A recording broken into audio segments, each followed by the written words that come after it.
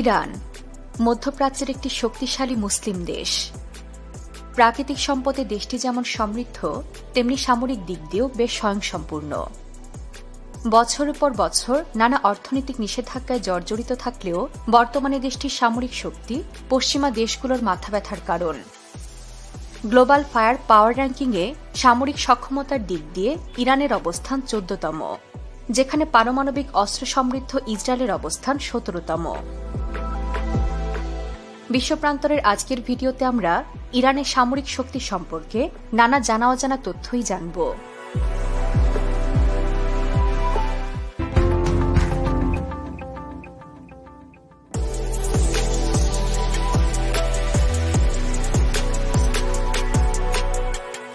রাজা শাহ মোহাম্মদ রেজা পাহলভির সময় থেকে ইরানের সামরিক শক্তির উত্থান ঘটে। পশ্চিমা বিশ্ব, বিশেষ করে যুক্তরাজ্য ও যুক্তরাষ্ট্রের সাথে তাদের সুসম্পর্ক বিদ্যমান ছিল। মূলত 60 ও 70 দশকে পশ্চিমা বিশ্ব থেকে বিপুল পরিমাণ অস্ত্র কেনে ইরান। তবে 1979 সালে শাহ মোহাম্মদ রেজা পাহলভি ক্ষমতাচ্যুত হয়ে যুক্তরাষ্ট্রে পালিয়ে যান এবং ইসলামিক বিপ্লবের নেতা আয়াতুল্লাহ খোমেনি ক্ষমতায় অধিষ্ঠিত হন। এর কিছুদিন পর আয়াতুল্লাহ খোমেনি সমর্থিত একটি সংগঠন তেহরানে 52 জন আমেরিকানকে জিম্মি করে। তাদের উদ্দেশ্য ছিল রেজা পাহলভিকে ইরানের হাতে হস্তান্তর করতে যুক্তরাষ্ট্রকে বাধ্য করা। 444 দিন স্থায়ী এই জিম্মি সংকটের সময় যুক্তরাষ্ট্র ইরানের সাথে সকল প্রকার কূটনৈতিক সম্পর্ক ছিন্ন করে। আয়াতুল্লাহ খোমেনি সরকারও পশ্চিমা বিরোধী নীতি গ্রহণ করেন।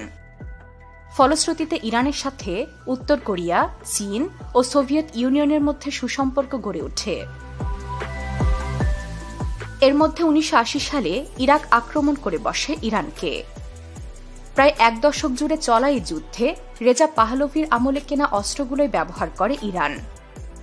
মজার ব্যাপার হল, এ সময় নিজেদের দেওয়া নিষেধাজ্ঞা উপেক্ষা করে গোপনে ইরানের কাছে অস্ত্র বিক্রি করে আমেরিকা। তবে অস্ত্রগুলো পুরনো এবং ক্ষতিগ্রস্ত হওয়ায় ইরানের সেনাবাহিনী কিভাবে সেগুলো জোড়াতালি দিয়ে আধুনিক করা যায় সেটা নিয়ে কাজ করতে থাকে। এ সময় ইরানকে সাহায্য করতে এগিয়ে আসে চীন, উত্তর কোরিয়া সহ মধ্যপ্রাচ্যে তাদের মিত্র দেশগুলো। তারা বিভিন্ন প্রযুক্তি, অস্ত্র এবং অস্ত্রের যন্ত্রাংশ দিয়ে সাহায্য করে ইরানকে। অবশ্য পশ্চিমা বিশ্ব থেকে গোপনে চোরাচালান করেও অস্ত্রের যন্ত্রাংশ নিয়ে আসে ইরান। তবে 90 দশকে অস্ত্রের ব্যাপারে নতুন কৌশল গ্রহণ করে দেশটি। তারা মিত্র দেশগুলো থেকে পাওয়া প্রযুক্তি আর চোরাচালান করে আনা যন্ত্রাংশ মিলিয়ে অত্যাধুনিক অস্ত্র তৈরির গবেষণা শুরু করে। এ সময় নিজস্ব কারখানায় তারা অস্ত্র উৎপাদনও করতে থাকে, যা তাদেরকে অস্ত্রের ব্যাপারে স্বনির্ভর করে তোলে। অস্ত্রের যন্ত্রাংশ চোরাচালান এবং মধ্যপ্রাচ্য জুড়ে অস্ত্র সরবরাহে তারা হিজবুল্লাহর পাশাপাশি বিভিন্ন সরকারি ও আধা সরকারি সামরিক বাহিনী এবং গোয়েন্দা সংস্থাকে ব্যবহার করে। ইরানের সামরিক বাহিনীর শক্তিমত্তা বোঝা যায় এদের বিশাল সদস্য সংখ্যা দেখেও। এক হিসেব মতে জানা যায় দেশটির সামরিক বাহিনীতে প্রায় 11,80,000 সদস্য কর্মরত রয়েছেন। রিজার্ভ সৈন্য রয়েছে আরও 3 লাখেরও বেশি। তবে দেশটিতে 18 বছর বয়স হলেই সামরিক প্রশিক্ষণ বাধ্যতামূলক বলে প্রকৃত রিজার্ভ সৈন্যের সংখ্যা কত তা সঠিকভাবে নির্ণয় করা সম্ভব নয়। তবে ইরানের প্রচলিত সেনাবাহিনী ছাড়াও দেশটির আরেকটি শক্তিশালী বাহিনী হচ্ছে ইসলামী বিপ্লবী গার্ড বা আইআরজিসি। 1979 সালে ইসলামিক বিপ্লবের পর আয়াতুল্লাহ খোমেনি সরকারকে সুরক্ষা দিতেই এই সংগঠনটি গঠন করা হয়। ইসলামী বিপ্লবী গার্ডের সরাসরি তত্ত্বাবধানে পরিচালিত হয় আরেকটি আধা সামরিক সংগঠন বাসেইস। এই আধা সামরিক বাহিনীর সদস্য সংখ্যা 10 লাখেরও বেশি। এছাড়াও আইআরজিসির অধীনে একটি গোয়েন্দা সংস্থাও রয়েছে, যারা মূলত ইরানের বাহিরেই বেশি সক্রিয়। আইআরজিসির সদস্য সংখ্যা প্রায় 1,25,000, যাদের স্থল, নৌ ও বিমান বাহিনীর আলাদা আলাদা শাখা রয়েছে। তবে সামরিক বিশেষজ্ঞরা মনে করেন এর প্রকৃত সংখ্যাটি আরও বেশি। এই বাহিনী কেবল সরকারকে সুরক্ষা দেয় না, একই সাথে অন্যান্য আইন প্রয়োগকারী সংস্থাকেও সহায়তা করে। এরাও সশস্ত্রভাবে স্বয়ংসম্পূর্ণ এবং যে কোনো দেশে আক্রমণ করতে সক্ষম। ইসলামী বিপ্লবী গার্ডের হাতে মধ্যপ্রাচ্যের যে কোনো দেশের চেয়ে বেশি ক্রুজ মিসাইল এবং ব্যালাস্টিক মিসাইল আছে। এর মধ্যে তারা সিরিয়া সহ বিভিন্ন অঞ্চলে গোপনে অস্ত্র সরবরাহ ও যুদ্ধে লিপ্ত রয়েছে বলে অনেকেই বিশ্বাস করেন। স্থলশক্তির দিক দিয়েও ইরান বিশ্বের অধিকাংশ দেশের চেয়ে শক্তিশালী। স্থলযুদ্ধের অন্যতম হাতিয়ার হচ্ছে ট্যাঙ্ক, যা ইরানের কাছে রয়েছে প্রায় 2000টি। বিশ্বে কেবল 11টি দেশেরই তাদের চেয়ে বেশি ট্যাঙ্ক আছে। দেশটির সাজোয়া যান বা অস্ত্রসজ্জিত যানবাহনের সংখ্যা 65,865টি। ইরানের কাছে সেলফ প্রোপেলড আর্টিলারি বা নিজস্ব চালিত কামান রয়েছে 580টি, আর টোয়েড আর্টিলারির সংখ্যা 2050টি। মোবাইল রকেট প্রজেক্টরের ক্ষেত্রে বিশ্বে 5ম অবস্থানে থাকা ইরানের হাতে এই রকেট নিক্ষেপক আছে 775টি। নৌশক্তিতেও বিশ্বে 37তম অবস্থানে রয়েছে ইরান। তাদের যুদ্ধজাহাজের সংখ্যা 101টি এবং সাবমেরিনের সংখ্যা 19টি। এছাড়াও 7টি ফ্রিগেটস বা ছোট যুদ্ধ জাহাজ, 10টি করভেট এবং 21টি পেট্রোল ভেসেলস রয়েছে শিয়া অধ্যুষিত এই দেশটিতে। তবে তাদের কাছে কোনো যুদ্ধ বিমান বহনকারী জাহাজ, হেলো ক্যারিয়ার ও ডেস্ট্রয়ার নেই। তবে আকাশ প্রতিরক্ষায় ইরান পৃথিবীর অন্যতম শক্তিশালী দেশ। ইরানের যুদ্ধ বিমান রয়েছে 551টি, আর জঙ্গি বিমান রয়েছে 187টি। প্রশিক্ষণ বিমান রয়েছে 102টি।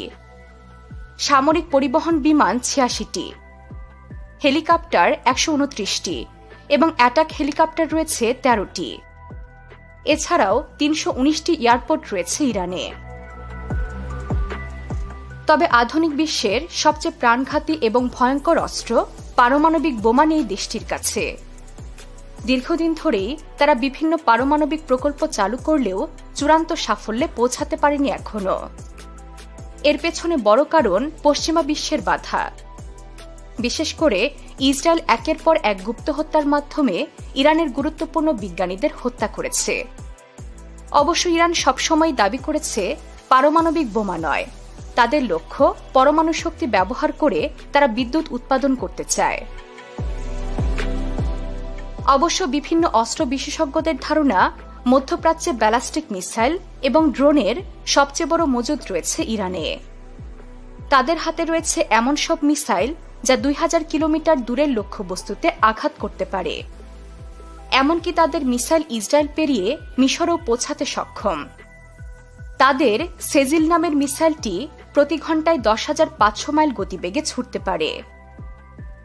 আরেক মিসাইল খাইবার সেখান 1200 মাইল দূরের লক্ষ্যবস্তুতে আক্রমণ করতে পারে।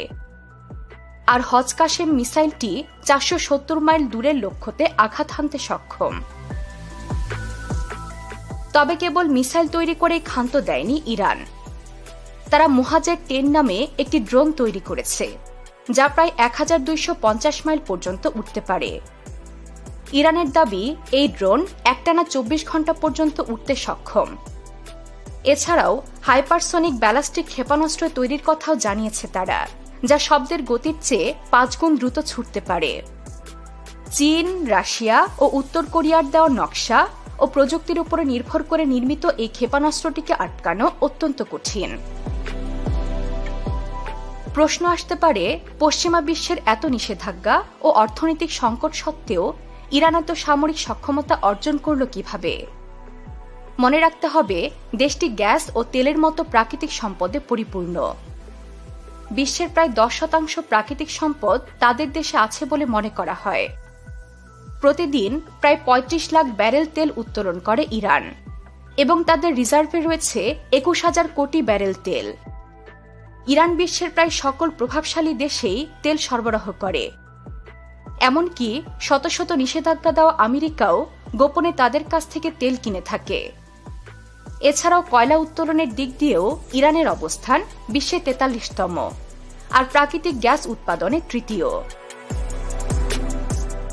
ইরানের অর্থনীতির আরেকটি গুরুত্বপূর্ণ ভিত্তি হচ্ছে হরমুজ প্রণালী। ইরানের নিয়ন্ত্রণে থাকা এই সমুদ্রপথ দিয়ে বিপুল পরিমাণ তেলবাহী জাহাজ চলাচল করে। এই সমুদ্রপথ থেকে বিপুল পরিমাণ অর্থ আয় করে ইরান। আর দেশটির আয়ের একটা বিশাল অংশ ব্যয় করা হয় সামরিক খাতে। এক হিসেব থেকে জানা যায়, সামরিক খাতে প্রতি বছর প্রায় 1000 কোটি মার্কিন ডলার বরাদ্দ করা হয়। দেশের অর্থনৈতিক পরিস্থিতি যতটা চাপেই থাকুক না কেন, সামরিক খাতে অর্থ বরাদ্দ কখনোই কমানো হয় না। বিস্ময়কর ব্যাপার হল, যুক্তরাষ্ট্রের সহায়তা ছাড়াই ইরান সামরিক সক্ষমতায় ইসরায়েলকে পেছনে ফেলেছে। সৈন্য সংখ্যা থেকে শুরু করে অস্ত্রের মজুদ প্রায় সর্বক্ষেত্রেই এগিয়ে আছে ইরান। তবে একটি ক্ষেত্রেই পিছিয়ে আছে দেশটি, সেটি হচ্ছে পারমাণবিক অস্ত্র। ইসরায়েলের কাছে কতটি পারমাণবিক বোমা আছে তা জানা না গেলেও বিশেষজ্ঞদের ধারণা এই সংখ্যাটি 90-এর কম নয়। তাই অস্ত্র সক্ষমতায় পিছিয়ে থাকলেও পারমাণবিক বোমাই ইসরায়েলের মূল শক্তি। সব মিলিয়ে হাজার বাধা বিপত্তির পরেও ইরান পৃথিবীর সবচেয়ে বেশি অস্ত্র সমৃদ্ধ দেশ। কঠিন পরিস্থিতিতেও ইরান অস্ত্র তৈরিতে হয়ে উঠেছে স্বয়ংসম্পূর্ণ। তারা এখন যে কোনো দেশের হুমকি মোকাবেলা করতে সক্ষম। তাই তো দেশটি ইসরায়েলে হামলা করে তাদের সামরিক সক্ষমতার নজির বিশ্বের সামনে তুলে ধরেছে। ইরানের সামরিক সক্ষমতা তাই এখন সারা বিশ্বের জন্যই বিস্ময়ের কারণ। তবে ইরান যুদ্ধে জড়িয়ে পড়বে কিনা তার উত্তর রয়েছে শুধুমাত্র অজানা ভবিষ্যতের কাছে। বিশ্বের নানা প্রান্তে ছড়িয়ে থাকা এমন জানা অজানা তথ্য জানতে সাবস্ক্রাইব করুন বিশ্বপ্রান্তরে।